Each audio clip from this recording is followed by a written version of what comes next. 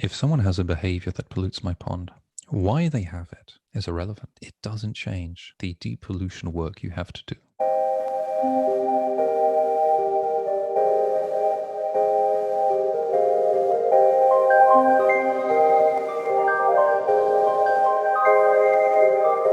Sometimes metaphors help us see things more clearly.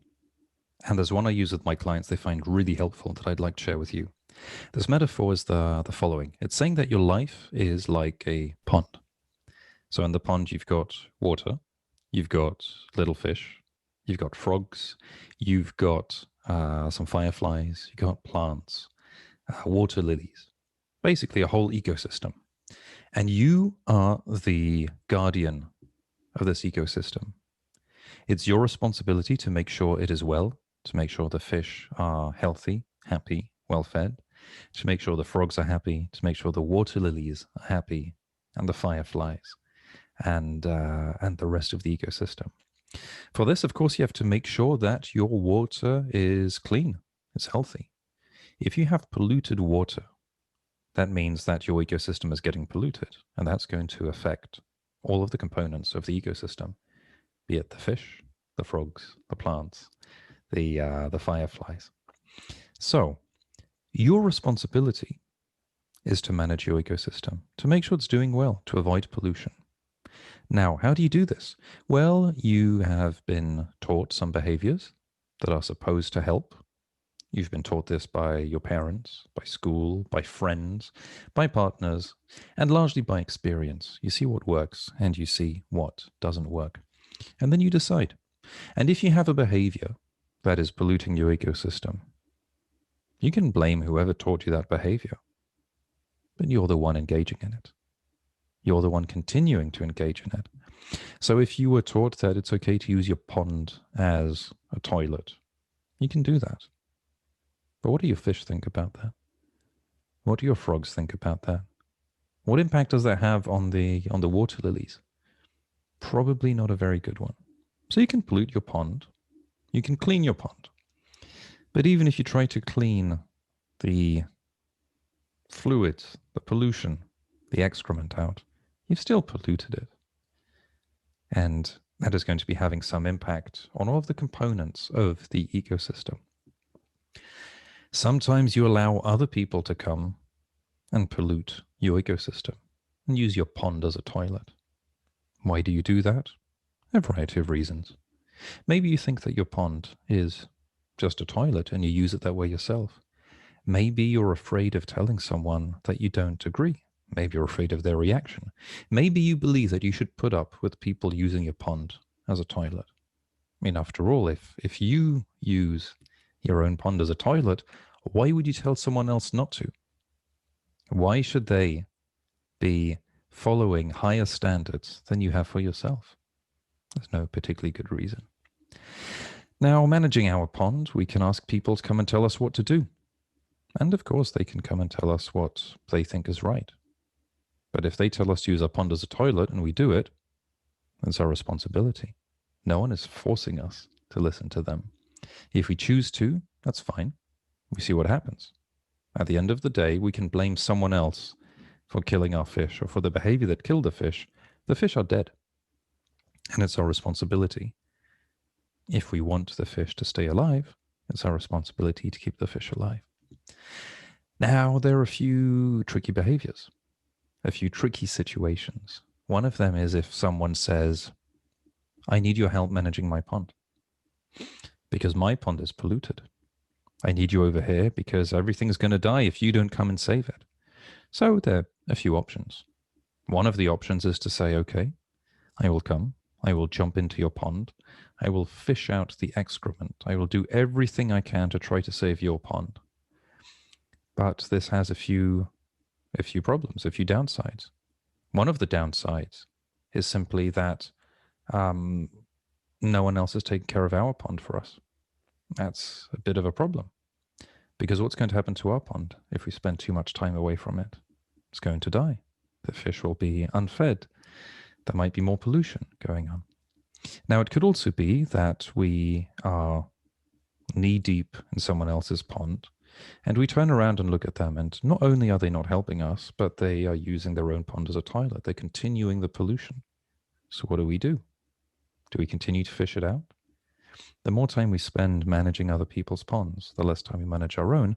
And that also assumes that they are incapable of managing their own pond.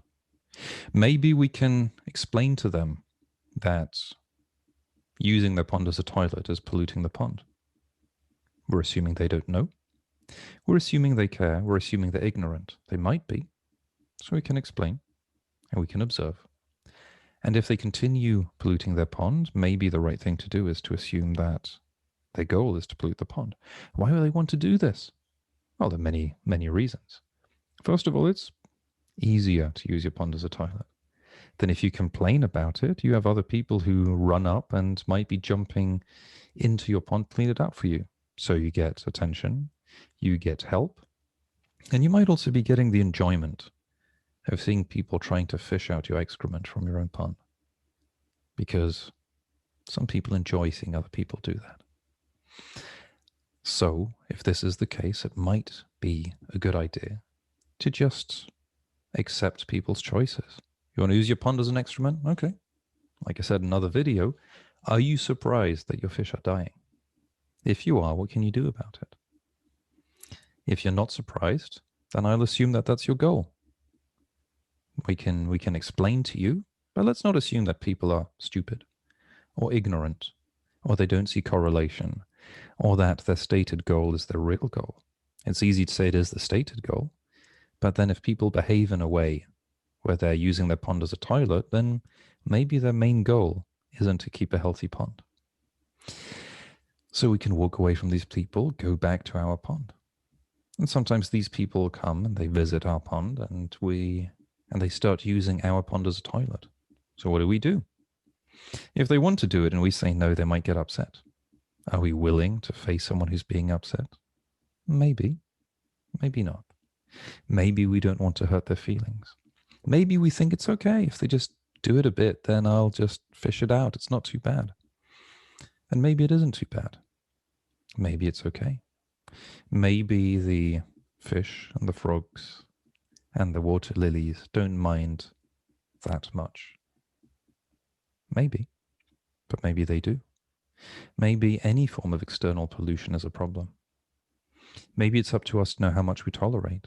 And maybe assume that if people do it, we can explain why. We can say, they did it because it comes from their childhood, their education, their parents. It can be a whole bunch of reasons. But try to explain that to a fish that's just been polluted, or to a frog. When the fish is dead, why it died doesn't change the fact that it's dead. So if it's okay for us, if it's easier for us to remove our responsibility and blame society, upbringing, things being difficult, we can do it. The end result is the same. Our fish are dead. If we're okay with having dead fish, allowing people to kill our fish, if we're okay with that, then just go ahead. There's a price to pay. Hopefully we're not. Hopefully we don't tolerate it. So we tell someone, you're not welcome to use my pond as a toilet. Then they might try to make their problem become our problem and say, well, what do you expect me to do? Try to make us look for solutions. Where do you want me to go? What should I do? And at the end of the day, the answer there is, I don't know. I don't care. It's irrelevant. You're just not going to use my pond as a toilet. The fact you need to use a toilet is your problem. It's not going to be my pond. And they might say, well, it's because of my upbringing. That's not my problem. I don't care why it is. In another video, I mentioned that we can make anyone do anything if they have enough incentive. So if someone wants to use our pond as a toilet and we say, I'll pay you $1 million to not do it, probably they won't do it. So if that's enough, then it's just a matter of motivation. And if they still do it, it's just because they want to. Now, with this, we keep our pond clean, unpolluted, also because our pond is surrounded by others. So any pollution in our pond is probably going to have some kind of effect in the other ponds. Sometimes frogs jump across from one pond to the next. So if we've polluted ours and our frog jumps across and goes into our friends' ponds, our siblings' ponds, our parents' ponds, then we're polluting their ponds too. Oh, also, one reason why we don't give advice, people say, well, what should I do? Is because we know, or we're trying to understand our own ecosystem. We don't know the other person's ecosystem. So if in my pond, for example, I have fish, but I don't have any frogs, I don't know how you react with frogs. I can tell you it works with the fish, but it's up to you to know the frogs. If you feed the fish the way, if you feed the frogs the way that I feed the fish, you might end up killing the frogs, or starving them, or having some other kind of problem. So we don't know other people's situation. They don't know ours. The best we can do is say, here's what I've learned. Try it, take responsibility, and work it out. We always believe, we can always believe that people can work it out. It's about trusting them. And most people can surprise us once they choose to take responsibility. And if they choose not to, then that's just a choice. Now, to add a bit more perspective, we can imagine we've got our pond, and above it we have the pond of our parents. And they did their best to clean out the pollution that they inherited from their parents. I like this metaphor. I like the idea that we start with a pond that's got some level of pollution, and we do our best to clean it out. And our parents did their best to clean out theirs to avoid polluting ours. So you can imagine, we got ponds with some level of trash and pollution and so on. But you can imagine the bags of trash that were removed to try to make things better. And go back a few generations, just imagine all the trash that's been removed, generation after generation. So instead of focusing on everything that doesn't work, we can focus on everything that has been improved through the hard work and love of the people before. Sure, it's not perfect, but it would be unrealistic to expect things to be perfect. Now, sometimes people add pollution because that's the way they are. It's very unfortunate. It might be the case. So, what do we do with that? Well, we can remember that they did their best, however that works, however little it might be, however sad it might be. They did their best from their point of view. And then it's up to us to avoid polluting ponds downstream. So, if you have children, or if you will have children, your goal is to make sure that their ponds start out with as little pollution as possible, and you teach them to remove as much pollution as possible. This also means that when you allow someone into your life, you realize that any pollution they bring with you will be polluting things downstream. Now, some level of pollution is minimal. You want to have a swim in your pond, assuming it's big enough. You might lose some hair, you might lose some skin, you might have some mud. That's negligible. But if you let someone in who's really toxic, who prevents you from sleeping, from having peace of mind, who gaslights you, who winds you up, who increases your stress, you're polluting your pond significantly, and you're polluting the pond of your children significantly. So you can do that if you want to. If you haven't learned to have healthy boundaries, it's a great way to do it. Usually, it seems the way we do it is we accept pollution until we hit a point where we see, if I continue this way, it's going to die. So now it's up to me to take responsibility and put down limits. Because if I don't, my pond will be polluted, my fish will die, my frogs will die, my water lilies will die, everyone downstream will be polluted, everyone around me will be polluted. I've got to take care of myself. It's time I took responsibility for my pond. Will it be perfect? No. Will we make mistakes? Of course. Will we do our best? I'm sure we will. So all we have to do. All we have to do is do our best. We can't do any more than our best anyway. But it's a lot about the mindset. Once we realize we have some responsibility for something that is bigger than us, it's easier to take the responsibility. Because if it was just us, maybe we'd spend our time in the pond cleaning out other people's excrement. But as soon as we think of the fish and the frogs and the water lilies and the fireflies, that's really sad. That's really sad. They don't deserve it. So if they don't deserve it, why would we deserve it? We don't. I hope you found this helpful. Thank you for listening. And if you like this, if you found this helpful or the other videos helpful, please consider liking and subscribing and sharing the content. It's a great way to support creators, to have other people get ideas that are helpful. You're welcome to, of course, leave comments if you found this helpful.